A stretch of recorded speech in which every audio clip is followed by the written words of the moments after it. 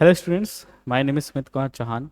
जैसा कि आप जानते हैं कि हमारी ओ लेवल की क्लासेस चल रही हैं, जिससे हमारा ओ लेवल का फोर्थ पेपर जो कि आईओटी है उसकी क्लासेस चल रही हैं। पिछली क्लासेस में हमने आईओटी के बारे में जाना था और उसके करेक्टरिस्टिक्स के बारे में जाना।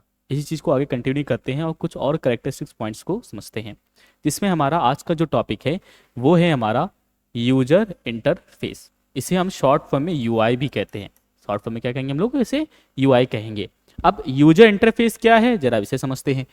यूजर इंटरफेस उन रिसोर्सेस को रिफर करता है जिनके द्वारा यूजर्स आईओटी डिवाइसेस, सिस्टम और एप्लीकेशन के साथ इंटरैक्ट करता है। इसमें सभी एलिमेंट्स, कंपोनेंट्स शामिल हैं जो यूजर्स को आईओटी डिवाइस को कंट्रोल करने, मॉनिटर करने और मैनेज करने में या डिवाइस द्वारा जनरेटेड डेटा तक पहुंचने में कैपेबल बनाता है।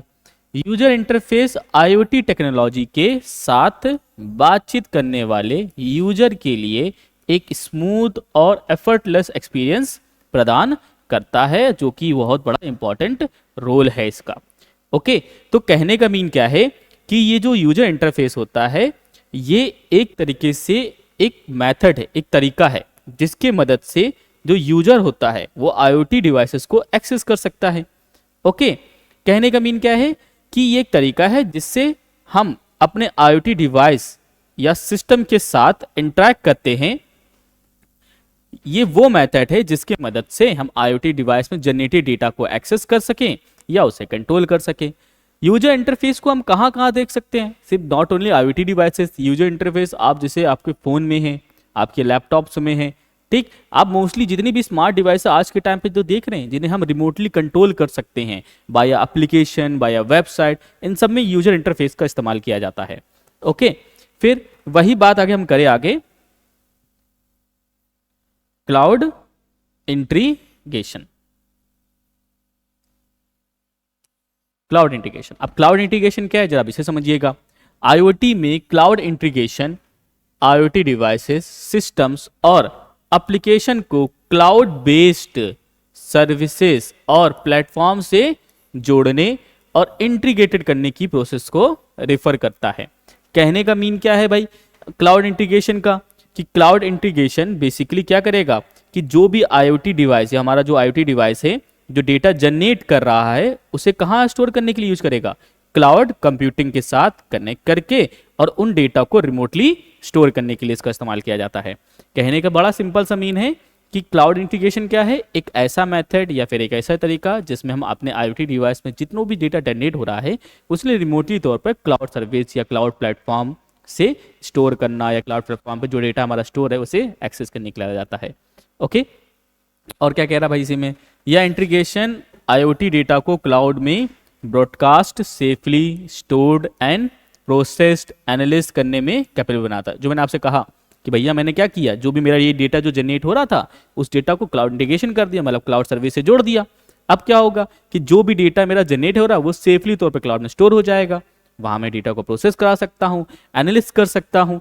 ओके, जिसमें आईओटी डेवलपमेंट के कई लाभ मिलते हैं। मतलब आईओटी जितनी भी डेवलप हो रही है उसमें काफ़ी, अब मान लीजिए कि भाई आपका जो डेटा है बहुत बड़ा डेटा है, ठीक। अगर आपके पास लोकल स्टोरेज डेटा है बड़े तौर पे, बड़े पैमाने पे, तो आप स्टोर कर सकते हैं, नहीं तो आप कहाँ रख सकते हैं? क्लाउड सर्विस पे रख सकते हैं, और वहाँ पे आपको बहुत सारी चीज़ें वहाँ पे मिल जाती हैं। फिर इसी तरीके से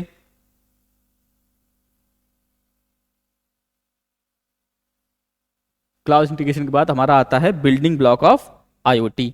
आप जरा इसे समझिएगा, बिल्डिंग ब्लॉक ऑफ आईओटी ये क्या है भाई? बिल्डिंग ब्लॉक ऑफ आईओटी एक मेथड होता है जिसकी मदद से हम ये समझते हैं कि जो हमारे आईओटी डिवाइस है उसमें जो कंपोनेंट्स लगे हैं वो किस तरीके से वर्क करते हैं। तो किसी भी आईओटी डिवाइस में मेनली तौर पे ये चार चीज देखने को मिलेगी: एप्लीकेशन, गेटवे, प्रोसेसर और सेंसर। ये चार चीज देखने को मिलती है। लेकिन इसमें सबसे चीज ये पूछी जाती है कि सबसे पहले बिल्डिंग ब्लॉक ऑफ आईओटी हो गया या किसी भी आईओटी एप्लीकेशन में सबसे पहले वर्किंग कौन करता है? तो बात करें जब वर्किंग की, तो सबसे पहले वर्किंग करता है सेंसर सबसे पहले, क्योंकि जब तक सेंसर एनवायरनमेंट से डेटा कलेक्ट नहीं करेगा तब तक चीजें प्रोसेस नहीं होंगी, और जब तक चीजें प्रोसेस नहीं होंगी तो गेटवे डेटा को एप्लीकेशन तक पहुंचाएगा नहीं। जब उसके पास डेटा ही नहीं तो क्या पहुंचाएगा? और जब डेटा एप्लीकेशन पास आया नहीं तो आप देखोगे क्या? बस ऐसे आप स्क्रीन देखते रह जाओगे। ओके तो building block of IoT Canning mean क्या है? एक ऐसा मेथड या फिर एक ऐसा तरीका जिसकी मदद से हम ये समझते हैं कि उस आईओटी डिवाइस में कौन कौन से कंपोनेंट क्या क्या वर्किंग कर रहे हैं। तो बात करते हैं सबसे पहले इसी में आगे हम सेंसर्स की। तो सेंसर्स को मैंने पिछली क्लासेस में भी आपको बताया था कि सेंसर्स होते क्या हैं। यहाँ पे कुछ और भी चीजें समझते हैं कि सेंसर किसी भी आईओटी डिवाइस की फ्रंट एंड यूनिट है। ये याद रखिएगा, फ्रंट एंड यूनिट ये पूछता है कि आईओटी डिवाइस में भैया कौन से ऐसा कंपोनेंट है, कौन सा ऐसा एलिमेंट है जो फ्रंट एंड यूनिट के तौर पे काम करता है। ये कौन है? हमारा सेंसर है। और इसीलिए मैंने कहा कि सेंसर हमारा सबसे पहले वर्किंग करता है किसी भी आईओटी डिवाइस में। उनका मेन वर्क है एनवायरनमेंट से डेटा कलेक्ट करना और उस डेटा से मतलब उसे डेटाबेस या प्रोसेसिंग सिस्टम तक फॉरवर्ड करना या लेके जाना। ये मेन काम होता है सेंसर का। ओके और इस चार्ट में हम देख सकते हैं कि डिफरेंट काइंड ऑफ सेंसर्स होते हैं हमारे। जैसे कि आप देखें तो केमिकल गेज के लिए है, फ्लो के लिए है, वाटर सेंसर है हमारा, मोशन सेंसर है हमारा, टेम्परेचर सेंसर है, इलेक्ट्रिक सेंसर है, मैग्नेटिक सेंसर है, आरएफआईडी सेंसर है, बहुत सारे सेंसर हमारे पास हैं, अल्ट्रासोनिक सेंसर्स हैं। ये सब हम देखेंगे। हमारा जो सेकंड चैप्टर है एक्चुएटर एंड सेंसर, ये सारी चीज़ वहाँ जाके पढ़ेंगे हम, सारी चीज़ें। ओके फिर इसी में हम बात करते हैं आगे प्रोसेसर की। तो एक चीज़ हम आईटी टूल्स में पढ़ के आए हैं, प्रोसेसर क्या होता है। प्रोसेसर बेसिकली है क्या? वो प्रोसेसर मतलब क्या वो डिवाइस जो डेटा को प्रोसेस करता है और प्रोसेस करने के बाद एक रीडेबल फॉर्मेट में वैल्यू दे देता है या मैं कहूँ आउटपुट दे देता है। तो आईओटी डिवाइस में प्रोसेसर का मेन काम क्या हो गया? प्रोसेसर आईओटी सिस्टम का ब्रेन होता है। जैसे हमारे सीपीयू में ब्रेन किसे कहा जाता है, सॉरी कंप्यूटर में ब्रेन किसे कहा जाता है? सीपीयू को कहा जाता है। इसी तरह आईओटी में ब्रेन कौन है? उसका प्रोसेसर है, जिसका मेन वर्क है सेंसर द्वारा कलेक्ट किए गए डेटा को प्रोसेस करना और उन्हें कुछ मीनिंगफुल इंफॉर्मेशन में कन्वर्ट करना, वही आपका रीडेबल फॉर्मेट में कन्वर्ट करना कि हम उसे रीड कर सकें, या फिर उसे वो क्या करेगा? क्लाउड पर ट्रांसमिट कर देगा। मतलब क्लाउड जो सर्विस आपने ले रखा है उसमें जाके सीधा स्टोर कर देगा। ओके फिर वही आगे इसमें हम बात करते हैं गेटवे की। अब जरा गेटवे का समझिएगा क्योंकि गेटवे का इस पूरे स्ट्रक्चर में बड़ा इंपॉर्टेंट रोल होता है। रोल क्या है गेटवे का? कि गेटवे का मेन वर्क है नेटवर्क के थ्रू प्रोसेस डेटा को, ठीक है, डेटाबेस या नेटवर्क स्टोरेज पर यानी कि क्लाउड पे ट्रांसफर करना। ठीक, आप जरा इस चार्ट के थ्रू समझिएगा कि गेटवे है हमारा। ये क्या है? गेटवे। ये क्या कर रहा है कि आईओटी डिवाइस द्वारा जो भी डेटा जनरेट हो रहा है या तो उसे इंटरनेट जो हमारा क्लाउड सर्विस है उस पर स्टोर कर देगा, या फिर हमारा प्राइवेट मतलब जो हमारा लोकल है। लोकल कैनिंग मीन क्या है? जैसे आपका हार्ड डिस्क हो गया, पेन ड्राइव हो गया, मतलब हार्ड डिस्क बेसिकली, या एसएसडी हो गया, उसमें जाके स्टोर कर देना। ओके तो क्लाउड सर्विस का क्या काम है?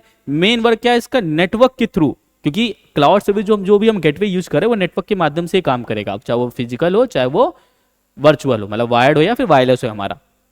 ओके तो गेटवे क्या करेगा? आईओटी डिवाइस से डेटा कलेक्ट करेगा। कलेक्ट करने के बाद या मैं कहूँ सेंसर से जो भी डेटा आ रहा है, प्रोसेस होकर जो भी डेटा आ रहा है उसे कलेक्ट करेगा। कलेक्ट करने के बाद या तो उसे डेटाबेस में स्टोर कर देगा या तो उसे वो क्लाउड सर्विस पे स्टोर कर देगा, या मैं कहूँ क्लाउड स्टोरेज पे। फिर लास्ट आता है हमारा एप्लीकेशन। एप्लीकेशन क्या है? मेन सबसे लास्ट एप्लीकेशन। एप्लीकेशन का हमेशा लास्ट में स्टार्ट होगा। एप्लीकेशन को आईओटी सिस्टम का एंड पॉइंट माना जाता है, क्योंकि जब सारी चीज हो गई तो डेटा में कहाँ दिखेगा? जो मीनिंगफुल इंफॉर्मेशन जनरेट हुआ है या मैं कहूँ जो रीडेबल फॉर्मेट जनरेट हुआ है जिसे हम लोग आउटपुट कहते हैं, वो हम इसे कहाँ देखेंगे? एप्लीकेशन पे देखेंगे।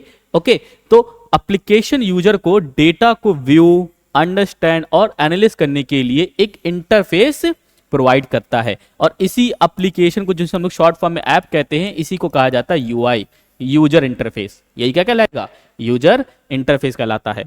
समझ गए? ओके फिर आता है हमारा various technology making up IoT ecosystem. ये हमारा नेक्स्ट टॉपिक रहेगा।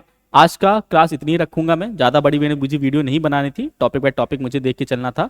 ओके आई होप आप क्लास देख रहे होंगे, अच्छे से चीजें समझ रहे होंगे, अच्छे समझते जाएगा, कोई डाउट मन में नहीं रखिएगा। अगर कोई भी डाउट आपके मन में है किसी भी टॉपिक से रिलेटेड है तो हमें जो कमेंट करिए, हम आपको उस पर रिप्लाई जरूर देंगे और आपके डाउट को क्लियर करेंगे।